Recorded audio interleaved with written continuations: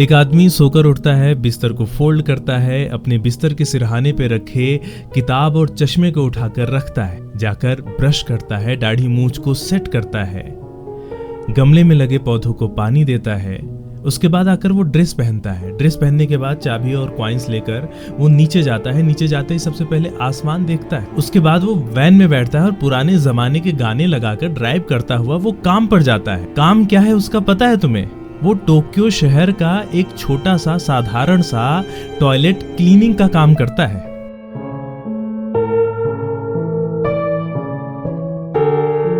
अब मेरा सवाल सीधा आपसे है, क्या आपको ऐसी ही लाइफ मिल जाए तो क्या आप अपनी लाइफ से संतुष्ट रहेंगे, खुश रहेंगे, कोई शिकायत नहीं रहेगी?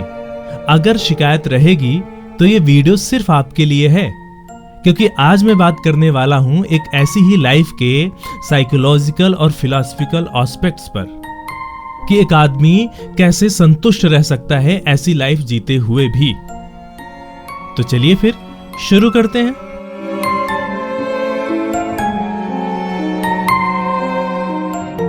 परफेक्ट डेज ये एक जापानी फिल्म है जिसे एक जर्मन डायरेक्टर विम वेंडर्स ने बनाई है, जो कि टोक्यो शहर के एक साधारण टॉयलेट क्लीनर हिरायामा की कहानी को दर्शाता है। इस कहानी में न ही बहुत बड़ा ड्रामा है और न ही बहुत बड़ा रोमांच है और न ही बहुत बड़े इसके सपने हैं, बस एक साधारण सी कहानी है। एक ऐसी साधारण जिंदगी दिखाई जाती है जिसे बाहरी दुनिया साधारण और नीरस कह सकती है, लेकिन ये फिल्म हमें ये सिखाती है कि इसी साधारणपन में लिविंग ऑफ लाइफ छुपा हुआ है।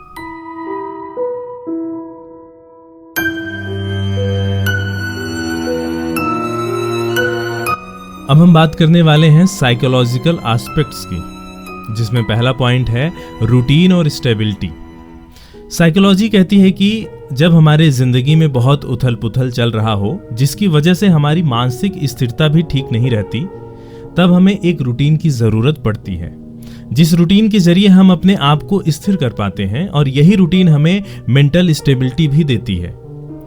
अक्सर हमें अननोन चीजों से डर लगता है, जिस बारे में हमें पता नहीं होता, उस चीज से हमें एंजाइटी होती है।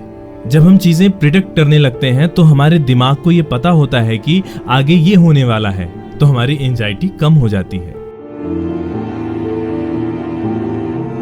अब अगर इस फिल्म में हम हीरा माया की जिंदगी को देखते हैं तो सुबह उठने से लेकर रात सोने तक एक ही रूटीन में काम करता है। कोई एक दिन दो दिन नहीं, वो साल के 365 दिन तक सेम रूटीन में काम करता रहता है, और यही उसके दिमाग के लिए एक सुरक्षा कवच का काम करता है, जो कि हीरा माया के लिए एक मानसिक स्थिरता प्रदान करता है। दूसरा पॉइंट है माइंडफुलनेस एंड प्रेजेंट मोमेंट। हम अक्सर फ्यूचर की चिंता करते रहते हैं। फ्यूचर की चिंता करते करते हम अपने प्रेजेंट मोमेंट को जीना ही भूल जाते हैं। हमारा दिमाग कहता है कि ये कर लेते हैं, वो कर लेते हैं, और इन सब चक्कर में हम अपने प्रेजेंट को भूल जाते हैं। लेकिन इस फिल्म में हीरा माया किसी भी दौड़ में नहीं है। वो हर एक पल को जीता है, जैसे सूरज की रोशनी को देखना है, जैसे पेड़ की छांव में उसको बैठना है और बच्चों की हंसी को सुनना है। इसे ही साइकोलॉजी में फ्लो स्टेट या बीइंग प्रेजेंट कहते हैं। जब इंसान पूरी तरह से प्रेजेंट मोमेंट में जीता है तो उसका मन दुख और चिंता से मुक्त हो जाता है। सच्ची खुशी फ्यूचर अचीवमेंट्स में नहीं, बल्कि प्रेजेंट एक्सपीरियंसेस में आती है। तीसरा है सॉलिट्यूड एंड लोनलीनेस। हम अक्सर रोते रहते हैं, यार खालीपन हमें अंदर ही अंदर खा जा रहा है। मेरे पास बहुत अच्छे दोस्त नहीं है जिनसे मैं अपनी सारी बातें कह सकूं, जिन्हें मैं अपना सारा दुख और सुख शेयर कर सकूं। लेकिन क्या ये जरूरी है कि हर किसी के पास ऐसे लोग हों जिनसे वो सब कुछ शेयर कर सके? नहीं, ये कतई जरूरी नहीं है। तो हमें ये समझना पड़ेगा कि सॉलिट्यूड और लोनलीनेस में क्या फर्क है। लोनलीनेस वो स्टेट है जब इंसान को दूसरों की कमी खलती है, और सॉलिट्यूड जब इंसान अकेले रहकर भी सुकून पाता है। हीरा माया अकेला है लेकिन दुखी नहीं। वो अपने आप से, नेचर से और अपनी छोटी छोटी आदतों से जुड़ा हुआ है। यही कारण है कि उसका एकांत भी उसकी ताकत बन जाती है। फोर्थ है डिग्निटी ऑफ वर्क।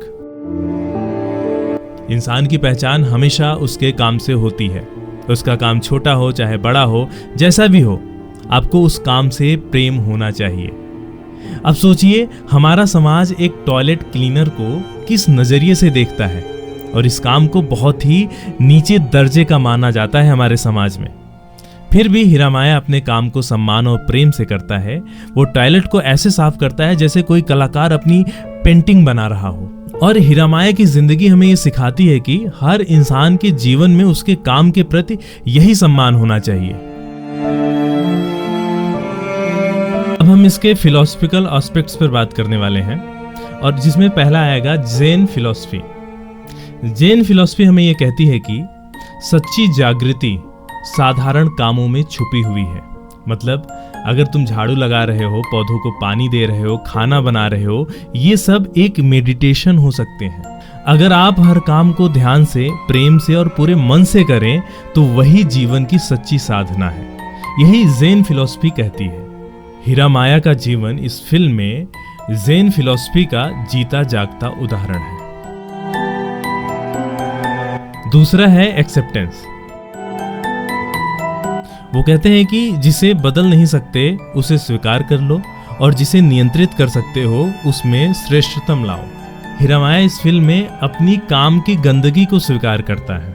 मतलब एक टॉयलेट क्लीनिंग का काम करता है, लेकिन वो उसे स्वीकार करता है कि ये मेरा काम है, ये छोटा या बड़ा काम नहीं है। और उस काम को वो इतनी शिद्दत से करता है कि वो उसके लिए आर्ट बन जाता है।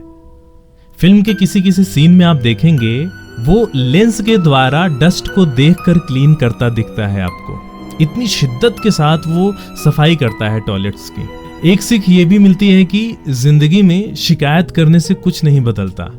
अगर आप स्वीकार करना सीख जाओ तो दुख आधा से भी कम हो जाता है। तीसरा है हैप्पीनेस। दार्शनिक दृष्टि से ये फिल्म हमें बताती है कि खुशी बाहर नहीं, हमारे भीतर ही है। पैसा, शोहरत, बड़े सपने, ये सब अस्थायी हैं, आज हैं कल नहीं रहेंगे। लेकिन अगर हमारा मन संतुष्ट है तो साधारण पल भी परफेक्ट डेज बन जाते हैं।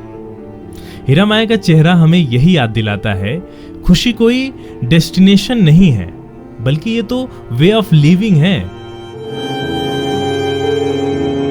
इसलिए हमें बाहरी उपलब्धियों से ज्यादा अपने अंदर की खुशी और शांति को ढूंढना चाहिए कि हम अपने भीतर से क्या चाहते हैं। चौथा है टाइम। फिल्म का सबसे भावुक पहलू है समय की क्षणभंगुरता। सूरज डेली उगता है, डेली डूबता है, पौधे खिलते हैं और मुरझा जाते हैं, इंसान जवान होता है और बूढ़ा हो जाता है। हीरा माया इस फिल्म में इस टाइम को स्वीकार करता है। उसकी मुस्कान और उसकी चुप्पी यही बताती है कि कुछ भी हमेशा के लिए नहीं है, इसलिए हर पल को पूरी तरह जी लो। जिंदगी छोटी है, जीवन बहुत छोटा है, इसलिए हर एक पल को एंजॉय कर लो, सेलिब्रेट कर लो। फिल्म में हीरा माया हर एक पल, हर एक मोमेंट को एंजॉय करता है, सेलिब्रेट करता है। ये तो रहे इस फिल्म के साइकोलॉजिकल और फिलोसफिकल एस्पेक्ट्स, जिसमें बहुत सारे पॉइंट, बहुत गहरे पॉइंट हैं कि हम दुनिया के शोरगुल में इतने गुम हैं कि हम अपने भीतर की खुशी नहीं देख पाते हैं। हम जिस काम को कर रहे होते हैं उस काम से संतुष्ट नहीं होते हैं। लगभग 95% लोग इस दुनिया में ऐसे हैं जो इस वक्त जो भी काम कर रहे हैं उससे वो संतुष्ट नहीं है। उनकी संतुष्टि किसी और काम में है और वो किसी और काम को कर रहे हैं। इस फिल्म में यही बताया गया है कि आपके पास जो भी काम है, छोटा बड़ा, आप बहुत अच्छा उससे कमा पा रहे हैं, नहीं कमा पा रहे हैं, लेकिन अगर आपको वो काम मिल ही गया है, आपको वो जीवन भर करना ही है, तो उस काम को पूरी शिद्दत, पूरी लगन, पूरे मन से क्यों ना किया जाए? उस काम में खुशी को क्यों ना ढूंढा जाए? जब आप किसी भी काम को आर्ट की तरह लेते हो, एक कलाकार जैसे पेंटिंग में अपने स्ट्रोक्स मारता है, वैसे ही अपने काम को करने लगते हो, छोटा बड़ा जैसा भी काम हो, तब आप ये सिद्धि प्राप्त कर लेते हो। तब आपका ये सवाल नहीं रह जाता कि ना, मैं इससे संतुष्ट नहीं हूं, मैं जीवन भर ये काम नहीं कर सकता हूं। इस फिल्म में हीरा माया की जिंदगी हमें ये सिखाती है कि जीवन को कैसे जीना चाहिए, जीवन में कैसे खुश रहा जा सकता है, कैसे एक्सेप्ट की जा सकती हैं चीजें,